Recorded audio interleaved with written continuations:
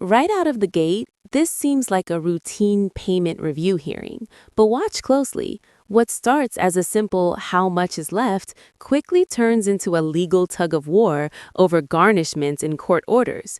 And here's the key legal issue. Once a judge suspends garnishment as part of an installment plan, continuing to garnish wages can violate that order. So the real question is, was this a paperwork mistake or someone trying to outmaneuver the court? Drop a comment below. Should technicalities ever override the spirit of a judge's ruling? State your names for the record. Sade Caillou Ashampong. Osei Ashampong. Afternoon, Judge. Jim McAfee happened for patient. All right. And what are we doing on this case today? Your Honor, you had scheduled this for just a review to be brought up to date, I imagine, on what The payment plans, yes. So how is it going? to date they've paid. All right. And so how much is left owing on this? $2,660.12. So at $500 a month, it's going to be, oh, go ahead. And I also have like an additional 500 monthly. When we had our case in our final judgment, I believe that was. What she's saying is we were on the case together. So when we came to court the last time, you had dismissed my garnishment. My wife's garnishment didn't go through, so hers continued. When we put the paperwork in, he made it as another case, so she's still being garnished. Well, it's $150, so I get paid. It's additional to the 500 that we had already agreed to. So we're trying to figure out why and if we can stop that garnishment, because we're already splitting a payment of $250 because we're on the same case for $500. So right now he gets 500, which was the case that was judgment, and then I pay an additional 150, so a total of 650. Okay, so hold on a second, ma'am. You pay that additional 150. Yep. How? $75 is taken out of my check every 2 weeks. Got it. Mr. Mack, you know anything about that? Yes, Your Honor, the defendants have actually misstated the facts. There are two judges on the case, two judges. So they are equally liable. So Mr. Akumengapong. Hold on, no. So how? Because we're on the same case, sir. Sir, I didn't ask you to state anything to me. So, Mr. Mack, these parties agreed they were going to pay $500 a month. No, they did not. Oh, I'm looking at it right now. I'm looking at it on September 1st of 2023. You were present in my court. Yes. Defendants to pay $500 per month. Defendants. Okay. And so what I'm saying is the judgment against Mr. Akumengapong was ordered by you at $500 a month. At the time, there was no garnishment against Mrs. Akumengapong. That's why we sued them both individually and severally. So hold it. When did the garnishment happen? The garnishment happened through the Ypsilanti schools. The garnishment was. No, when was that ordered? When did you request a garnishment? That was ordered assigned by this court.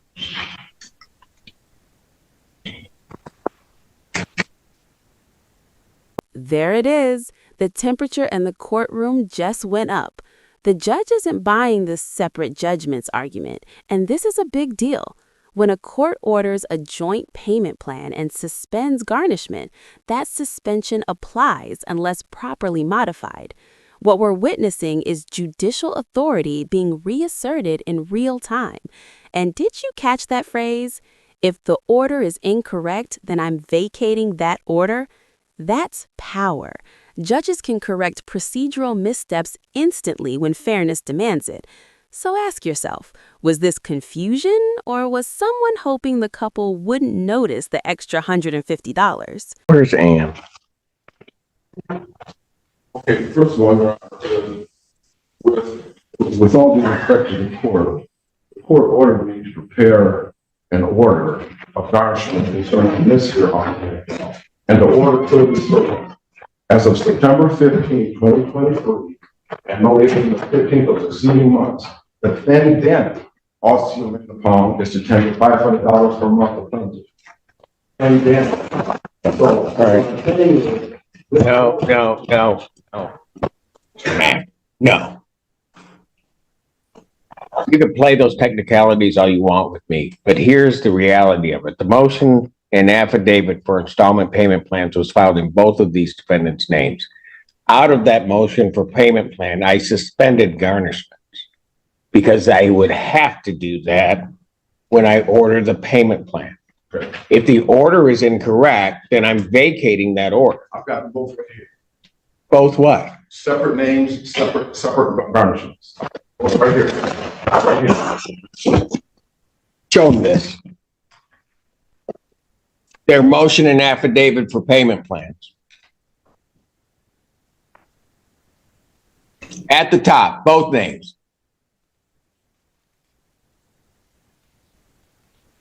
It is in fact, once I ordered it, illegal for you to garnish either one of their checks when I've suspended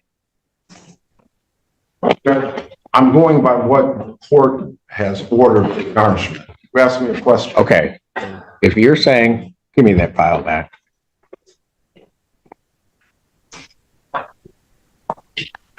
And Mr. Mack, we're gonna make it right. Today. All garnishments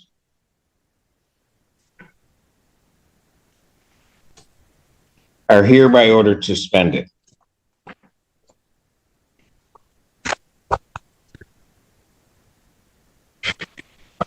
As to both defendants.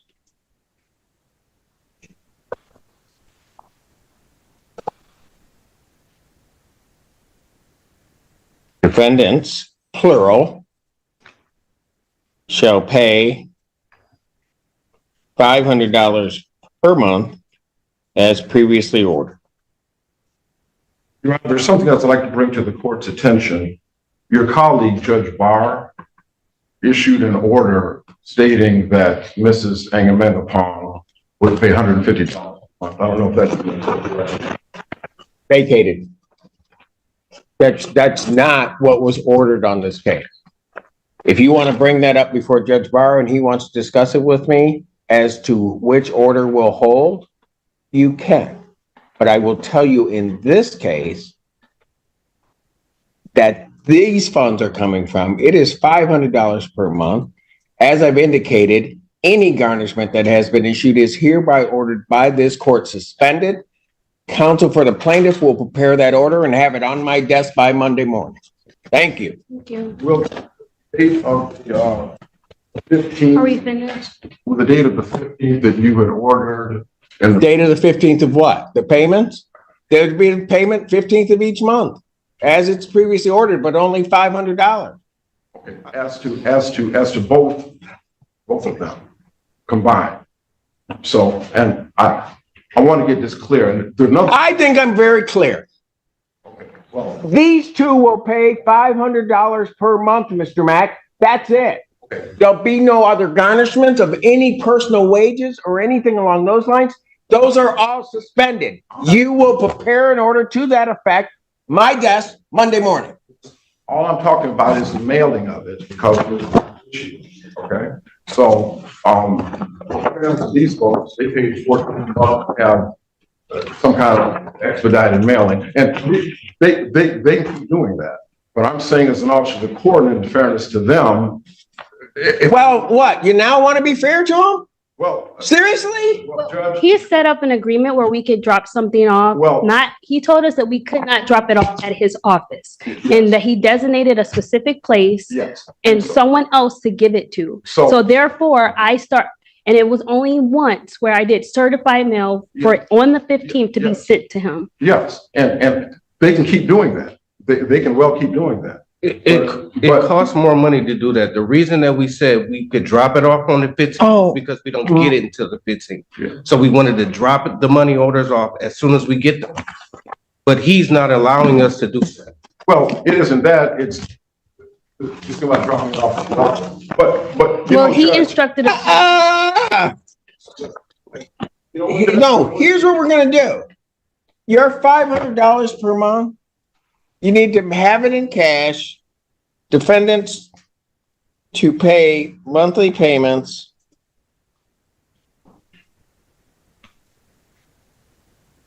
on the 15th of each month into court escrow. Okay. So you just bring it here, the $500. I don't know what their problem with taking your money. And now the entire energy of the courtroom shifts. We've moved from financial disputes to something deeply personal and devastating. This is a victim impact statement, and legally, it plays a crucial role at sentencing. It gives the court a human lens through which to measure the harm. Notice how the mother isn't just describing events. She's describing trauma, long-term psychological impact, and loss of trust. Judges weigh this heavily when deciding punishment. The most chilling part? The child can't fully articulate the damage done. That silence speaks volumes. What do you think matters more at sentencing, rehabilitation or accountability? Let me know below. We're more than happy to take your money. Thank you. That's fine. All this is done for their convenience, that's fine. I'm done, Mr. Mack. Have a good weekend. Thank you, sir. Same to you. Court calls case, Group 5 Management versus Roderick Smith.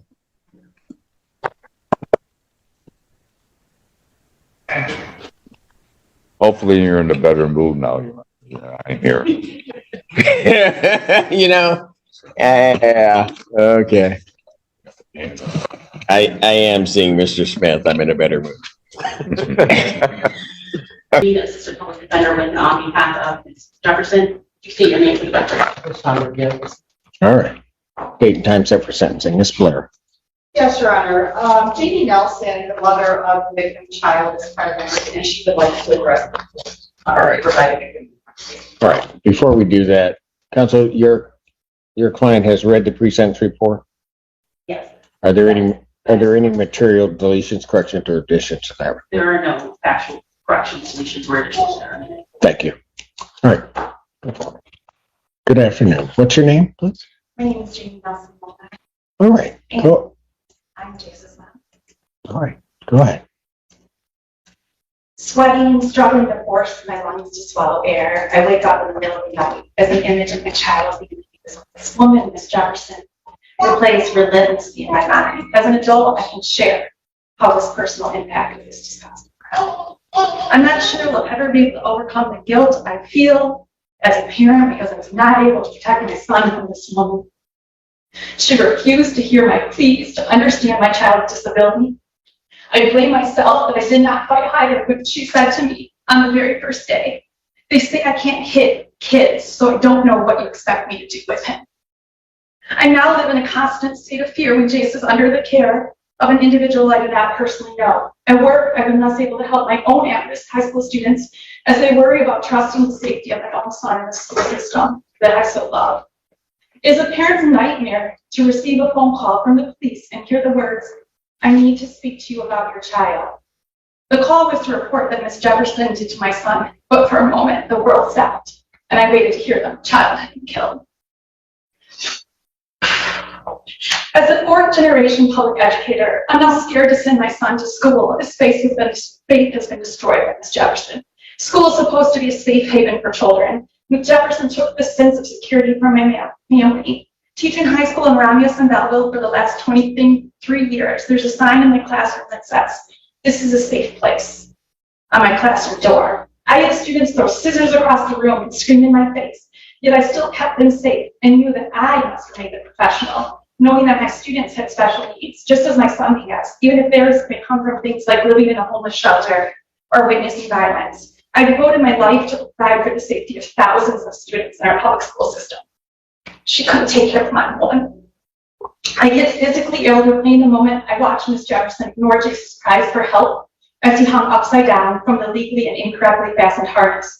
This disgusting part of the video was not even shown in the court, but as a mother, It is an image of her face, spiteful and condescending, and she tells my autistic son that she won't help him as he begs, screaming for help. I fear this image may never leave me, and I know the sound of his screams never will. I can tell you how watching that video in a suffocating small police interrogation room changed every moment of my life forever. I'm inherently empathetic and compassionate, yet knowing that Ms. Jefferson repeatedly slapped my disabled child as he was restrained on a special education bus, it's forced me to grapple with my faith in humanity. As an adult, I can put the impact into words, but definitely stating me, and most importantly, as an impact of this case, Jace is too young to share his words about how being physically abused by Ms. Jefferson, an adult he was supposed to trust, in a place that he was supposed to be safe, will affect him now and always.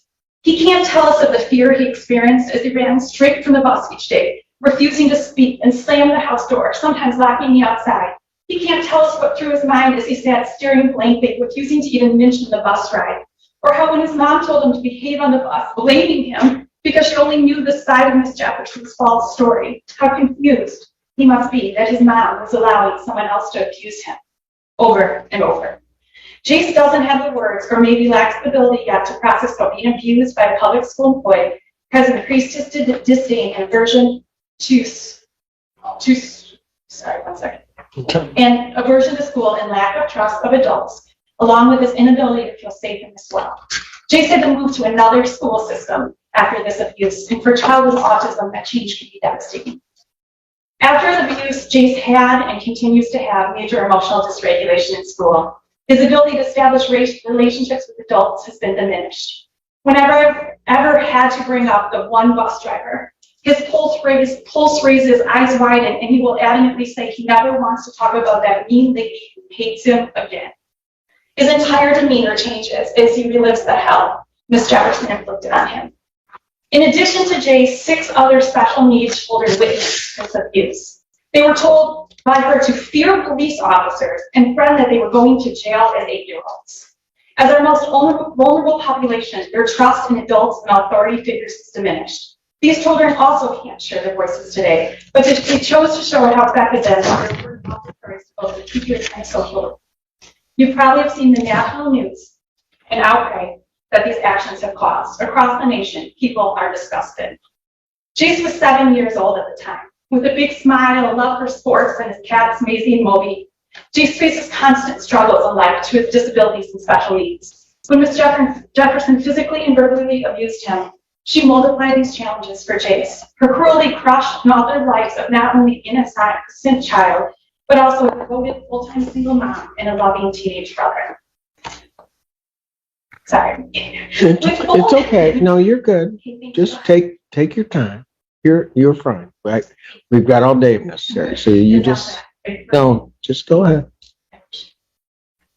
With full confidence, I can assure you that this is not the only time Ms. Jefferson abused Jace. This is the only video that was viewed for this case. However, this was not the only incident. In the 2 months that Jace rode the bus, he started to act out during the last hour of the school day and begged to be picked up rather than riding the bus multiple times. He got off the bus with shoes missing, panting, and sweating on numerous occasions. I had to pick him up hysterical on the side of the road in a different neighborhood as Ms. Jefferson screamed at me from the bus. This day and many others, Ms. Jefferson called me multiple times on my personal cell phone, which I don't know how she got, as she yelled at Jace in the background and threatened me that she was going to have him not be able to ride the bus. The extreme distress Jace showed that day of the video was repeated on numerous occasions, and Jace eventually reported that she'd hit him many other times, but that he didn't told me because he thought he'd get in trouble. As the full videos for every bus ride are now under review, I shake at the thought of what I will see and will not be surprised if we end up in court again after further abuse is discovered. Ms. Jefferson has shown absolutely no remorse this entire case. At her arraignment, she stated that she had another school bus aid job set up in Ohio and laughed as she told Judge Simpson that she did this to be done with so she could once again work with children. This was abuse. This changed a child and a family's life forever. This caused national outrage. I am a forgiving person. So Ms. Jefferson makes that very difficult as she walks in the courtroom as if the entire process was an inconvenience for her as she rolls her eyes and pouts in her chair. I pity her. I pity how she has been hardened by this world in such a way that she feels the need to take frustration out on an innocent child. I am trying not to hold a vengeful heart, but her callous disregard to the harm she has caused disgusts me. Shonda, I truly am sorry that this world has been so hard on you to close your heart off in a way, the way that you were able to do what you did and not feel bad about it. You broke the mother code to keep each other's children safe. That's what we do. We keep each other's children safe. You betrayed this code and me when you lied to me and talked about being a single mother and having a schizophrenic son and how you had my back and you're looking out for me. It was all lies. I truly hope you find healing in your heart to be kinder to others in the future, not because you were caught, but because you have seen the damage and the actions you have caused. What I pray for now is that as we watch the other videos, there are no incidents of other violence, although sadly, I don't expect that to be the case.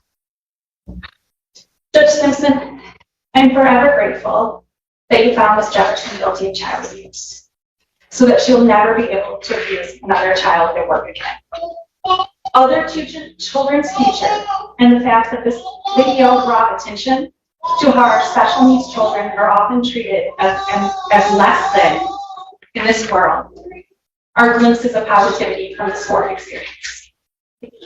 Thank you. Subscribe now and comment below. Was the judge's decision fair?